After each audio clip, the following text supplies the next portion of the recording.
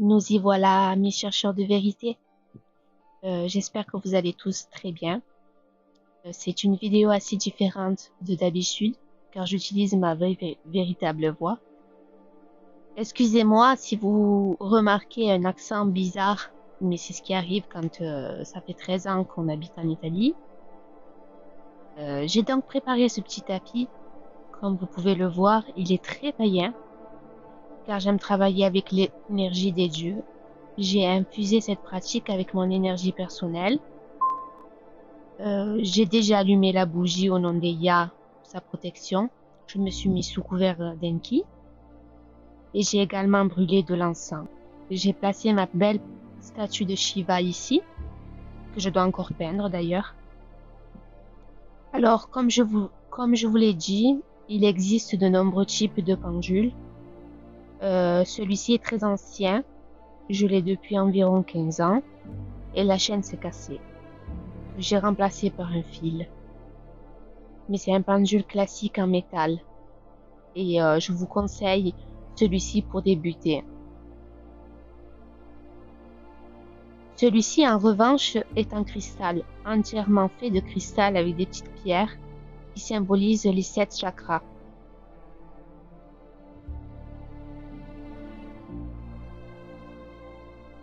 Il se tient de cette manière. Moi, j'aime tenir ainsi, en l'enfermant entièrement dans ma main. Mais chacun fait comme il le sent, ça c'est sûr.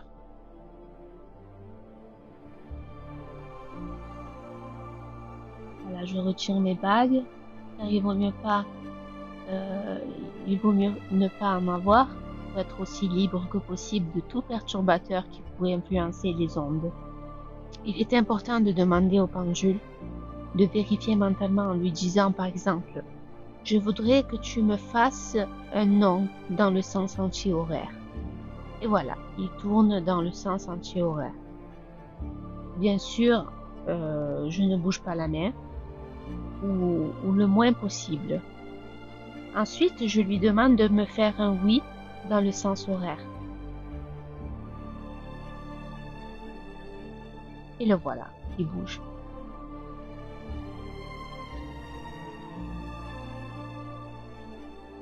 J'ai acquis une certaine expérience dans ce domaine.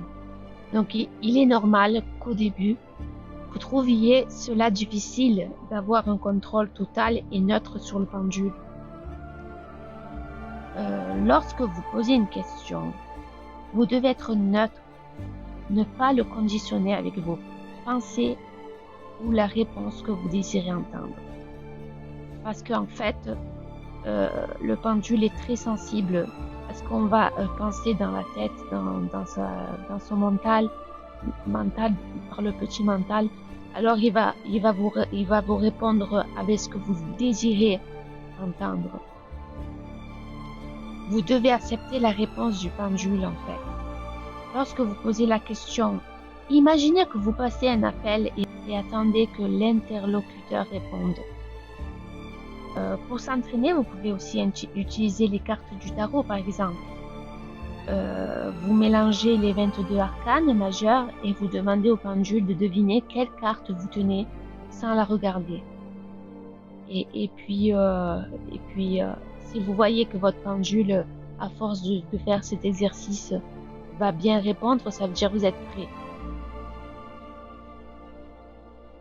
Pendule. Est-ce le chariot dans cette carte? Non. Est-ce le soleil? Oui.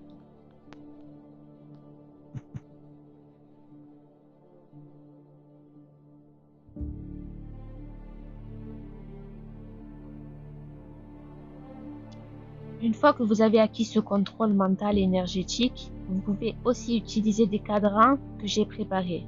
Cadrans, c'est-à-dire biomètres. Je les ai imprimés directement depuis un site merveilleux que je connais bien, dont les administrateurs sont français. Ils sont vraiment adorables.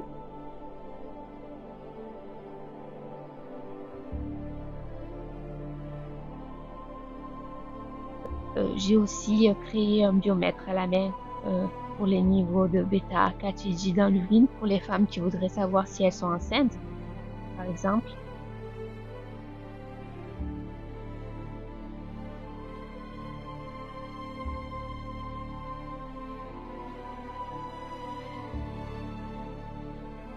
Je dois aussi vous présenter ce petit livre, une véritable petite perle, qui contient des centaines de biomètres issus du meilleur site. Il y a vraiment de tout. Le livre vous guide dès le début et vous permet de vous initier à des domaines comme la géobiologie, les soins énergétiques, le karma, la lithothérapie, etc. Et peut même vous aider à trouver quelques pierres. Il peut même vous aider à trouver quelles pierres sont les plus adaptées à une pratique spirituelle ou à une protection. Et comme je vous l'ai dit sur la vidéo, vous pouvez créer vos cadrans aussi par rapport au jeu d'Orion que je vous ai mis en PDF sous la vidéo. Pour utiliser un pendule, les questions doivent être aussi claires et détaillées que possible. Comme si vous parlez à un enfant de 8 ans. Par exemple, je demande au pendule de commencer mes études et il me dirige vers la géobiologie, puis vers les causes physiques.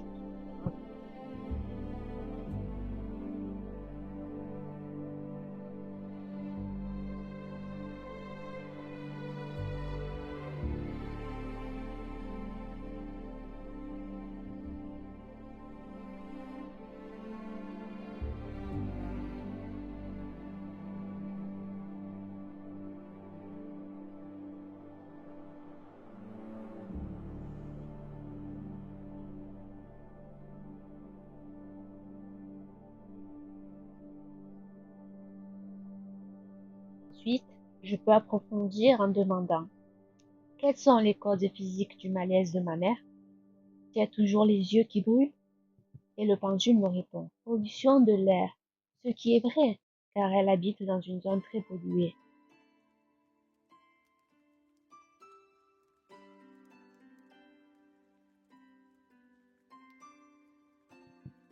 Vous pouvez aussi utiliser le pendule pour vérifier l'état de santé de vos animaux, par exemple, de vos plantes, ou pour explorer des questions comme la mémoire des lieux ou la présence d'entités. Il y en a tant de possibilités avec la radiesthésie.